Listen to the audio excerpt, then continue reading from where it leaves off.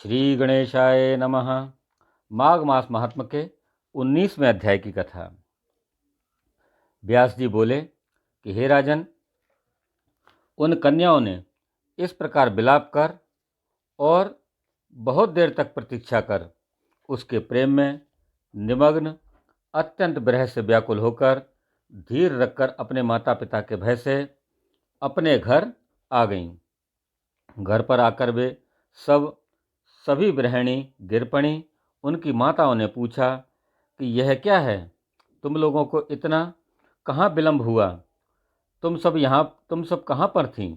कन्याओं ने कहा, किन्नरियों के साथ खेलती तथा आनंदपूर्वक गाती हुई हम लोग सरोवर पर थीं। इसी से दिन का पता न चल सका। हे माता, मार्ग की थकावट से हमारे शरीर में दुख है। मोहबस हम लोगों का कुछ कहने का उत्साह नहीं होता। वशिष्ठ जी ने कहा। ऐसा कहकर वे कन्याएं मणिभूमि पर लेटकर अपने भेद को छिपाती हुई प्रसन्न चित्त माताओं से बातचीत करने लगीं। उस समय न कोई आनंदपूर्वक मोरों को नचाती, न सुग्गे को पढ़ाती, न नेवले को ही प्यार करती, न मैना को पुचकारती, न ही अति प्रसन्न होकर सारसों से खेलती। वे न तो क्रीड़ा आदि करती, न घर में विनोद ही करती, न तो कोई भाई बंधु से बोलती और न ही बीड़ा बजाती थी। न वे कल्प वृक्ष के फूल और मदार के फूलों को सूंघती, न मीठा मधु पीती थी। वे कन्या योगनियों की भांति उस ऐश्वर्यशाली पुरुष में चित्त लगाई थी।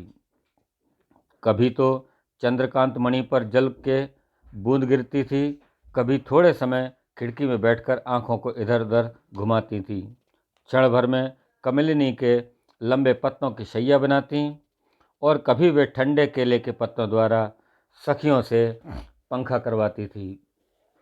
इस प्रकार वे कन्याएं रात्रि को एक युग सा मानती हुई किसी प्रकार धीरज धारण कर ज्वलित दुख के समान दुखी हुईं। प्रातःकाल सूर्य नारायण को देखकर वे अपनी अपनी माताओं से कहकर कि वे गौरी पूजन करने को गईं, उसी क्रिया से स्नान करके फूल व धूप से गौरी पूजन करके वे ये देवियां वहीं पर गाने लगीं। इसी बीच में वह ब्राह्मण भी स्नान करने के लिए अपने पिता के आश्रम से उस आच्छोद सरोवर पर आ गया। उसको देखकर उन कन्याओं ने बार बार वाह वाह किया और उस ब्रह्मचारी के पास गईं तथा एक ने एक दूसरे का हाथ पकड़कर चारों ओर से अपने भुजापाश में उसको घेर कर बोली कि हे मूर्ख, कल तो तू भाग गया था, परंतु आज नहीं भाग सकता। हम लोगों ने तुमको वरण कर लिया है, अब इसमें कुछ विचार न करो। उनके बाहुपाश में बंधा हुआ ब्राह्मण बोला कि तुम लोगों ने अपने अनुकूल वचन कहा है, परंतु मेरा प्रथम आश्रम ब्रह्मचर्य है। गुरुकुल में अभी मैं वेदाध्ययन कर रहा हूँ, इसलिए उसकी रक्षा करना मेरा परम धर्म है। इस कारण हे कन्याओं, मैं इस आश्रम में विवाह करना धर्म नहीं पाप समझता हूँ। उसके वाक्यों को सुनकर वे कन्याएं कोकिला की भांति इस तरह उससे बोलीं कि धर्म से अर्थ, अर्थ से काम और काम से धर्म का फल उदय होता है।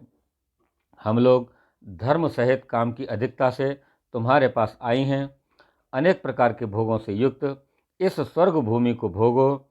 तब उसके वचन को सुनकर गंभीर स्वर से वह बोला कि तुम लोगों का वचन सत्य है, परंतु मैं अपना व्रत समाप्त करके तथा गुरु जी की आज्ञा लेकर विवाह की विधि करूँगा। यह सुनकर वे कन्या स्पष्ट बोली कि हे सुंदर, तुम मूर्ख हो। अनोखी औषधि, ब्रह्मा, बुद्धि, रसायन, अच्छे कुटुंब की सुंदर नारियां, मंत्र तथा सिद्ध रस, इन पदार्थों के आने पर बुद्धिमान पुरुषों को धर्म रूप से इनका तिरस्कार नहीं करना चाहिए। भाग्य से यदि कार्य की सिद्धि हो जाए तो ज्ञान रखने वाले इनकी बुराई नहीं करते, कारण कि बुराई से फल नहीं होता और टालने से यश नहीं प्राप्त होता है। केवल भाग्यशाली पुरुष ही प्रेम से पूर्ण स्वच्छ कुल में पैदा हुई स्नेहपूर्ण मीठी बोलने वाली स्वयंवर चाहने वाली सुंदर रूप युवा और सुंदर कन्याओं को प्राप्त करते हैं, दूसरे नहीं। कहाँ हम अनोखी सुंदरियाँ, कहाँ आप तपस्वी बालक। हम जानते हैं कि इस तरह हम सबके मिलाने में विधाता की ही चतुराई है। इसलिए आप इस समय हम लोगों के मंगल को गंधर्व विवाह से स्वीकार कीजिए, नहीं तो हम जीवित नहीं रहेंगी। उनकी बातों को सुनकर उस धर्मात्मा विप्र ने कहा कि हे मृग नेत्रियों, धर्म परायण लोग अपने धर्म को कैसे छोड़ सकते हैं। धर्म, अर्थ, काम और मोक्ष, ये चारों विधि पूर्वक ही प्राप्त होते हैं और विपरीत होने से निष्फल होते हैं। मैं व्रती रहकर समय के विपरीत में विवाह न करूँगा। जो लोग विवाह के समय को नहीं जानते, उसकी क्रिया से उत्तम फल की प्राप्ति नहीं होती है। हे कन्याओं, सुनो, मेरा चित्त इस समय धर्म के विचारों में लगा है, इसलिए मैं स्वयंवर में नहीं आऊँगा। इस तरह उसके आशय को समझकर आपस में हाथ से हाथ छोड़कर इन सुंदरियों ने उसके चरण पकड़ लिए। सुशीला और सुस्वरा ने इसकी भुजाओं को पकड़ा, सुतारा ने आलिंगन किया और चंद्रका ने ब्रह्मचारी का मुख चूम लिया। तब भी वह ब्रह्मचारी निर्विकार बना रहा।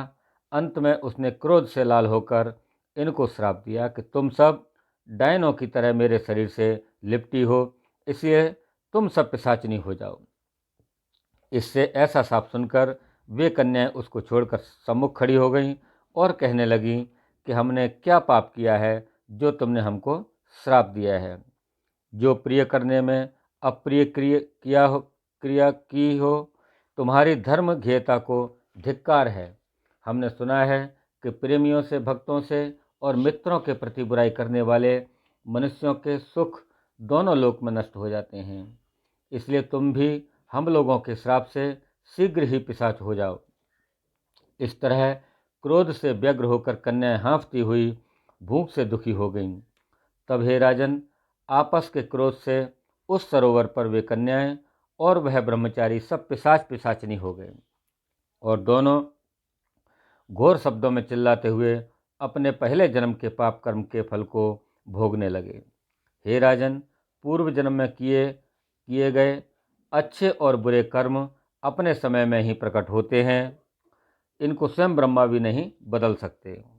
वहाँ पर इनके माता पिता आकर रोने लगे और कहने लगे कि हाय, बालकों के प्रमाद से देवगति के कार्यों का उल्लंघन नहीं हो सकता। इसके बाद ये पिशाच रात दिन दुखी रहते हुए सरोवर के तट पर इधर उधर फिरने लगे। बहुत दिनों के बाद मुनियों में श्रेष्ठ लोमस जी पौष शुक्ल पक्ष चतुर्दशी को आच्छोद सरोवर में स्नान करने के लिए आए तो भूख से दुखी पिशाचों ने इनको देखा और उनकी हत्या करने के लिए झुंड बांधकर अर्थात झुंड बनाकर इनकी ओर दौड़े। लेकिन लोमस ऋषि के तप बल से जलने लगे तथा उनके सामने वे खड़े न रह सके और वे दूर हट गए। वेद निधि ब्राह्मण भी वहां पर आ गए। हे राजन, उन्होंने लोमस ऋषि को देखकर साष्टांग प्रणाम किया तथा मस्तक पर अंजलि को बांधकर यानी कि हाथ जोड़कर सुंदर वचन कहने लगे कि बड़े भाग्य से साधुओं का संगम होता है। गंगा आदि तीर्थों में सदैव स्नान और दान करने से सज्जनों का मंगल करने वाला उत्तम होता है, जो कि स्वर्ग को देता है और रोगों को नष्ट करता है।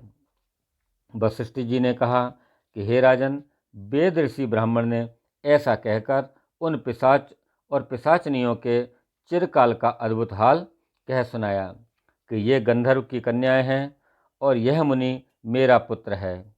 सभी साप से मोहित होकर हे मुनिवर सिर नीचा किए हुए अब आपके सम्मुख खड़े हैं। आपके दर्शन से आज बालकों का उसी प्रकार उपकार होगा जिस प्रकार सूर्य के उदय होने पर अंधेरा मिट जाता है। हे राजन, ऐसा सुनते ही लोमस ऋषि के नेत्रों में जल भर आया और उस पुत्र से दुखी परम तेजस्वी ऋषि से बोले कि लोमस जी ने कहा कि मेरे प्रसाद एवं वाणी से बालकों को शीघ्र स्मृति पैदा हो। मैं उनका धर्म कहता हूँ, जिससे इनका आपस का शाप विलीन हो जाएगा। बोलिए श्री विष्णु भगवान की जय। तो दोस्तों, यह थी माघ मास महात्म्य के 19वें अध्याय की कथा। आपको कैसी लगी हमारी यह कथा? आप हमें कमेंट बॉक्स में जाकर अवश्य लिखें। साथ ही हमारे इस वीडियो को लाइक करें, शेयर करें और हमारे चैनल को सब्सक्राइब अवश्य करें। धन्यवाद। जय श्री कृष्ण।